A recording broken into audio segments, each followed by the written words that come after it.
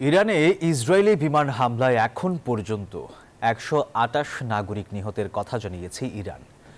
এখনও অব্যাহত আছে ইহুদি বা ইসরায়েলের হামলা।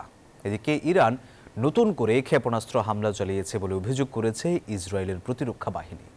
সংঘাত বন্ধে চুক্তি করার আহ্বান জানান ইরান ইসরায়েলকে মার্কিন প্রেসিডেন্ট ডোনাল্ড ট্রাম্প। ইরানে ইসরায়েলি হামলায় এখন পর্যন্ত ১২৮ নাগরিক নিহত হয়েছে বলে দাবি করেছে ইরানের রাষ্ট্রীয় টেলিভিশন।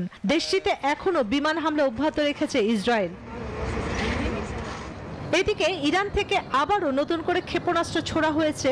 আল জাজিরার খবরে বলা হয়, ইসরায়েলি সেনাবাহিনী জানিয়েছে ইরান থেকে ইসরায়েল লক্ষ্য করে আবারও ক্ষেপণাস্ত্র নিক্ষেপ করা হয়েছে।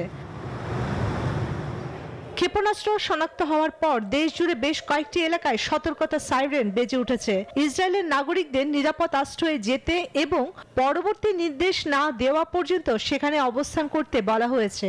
একই সঙ্গে ইরানের ছোড়া ক্ষেপণাস্ত্র ধ্বংস করার জন্য প্রয়োজনীয় ব্যবস্থা নেওয়া হয়েছে বলেও জানিয়েছে আইডিএফ। পাল্টা হামলার জন্য তাদের বিমান বাহিনী অভিযান শুরু করেছে।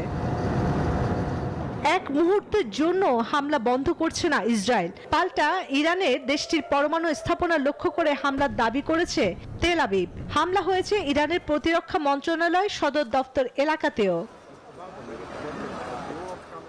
এদিকে ইরানের রাষ্ট্রীয় সংবাদ মাধ্যম জানিয়েছে শহরের পশ্চিমাঞ্চলের একাধিক আবাসিক এলাকায় বিস্ফোরণ ঘটেছে।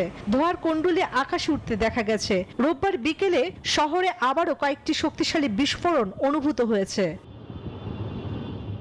এদিকে মার্কিন প্রেসিডেন্ট ডোনাল্ড ট্রাম্প জানিয়েছেন চলমান সংঘাত বন্ধে ইরান ও ইসরায়েল একটি চুক্তিতে পৌঁছতে হবে। তিনি বলেন, সংঘাত বন্ধ করতে বহু ফোন কল ও বৈঠক এখনো চলছে।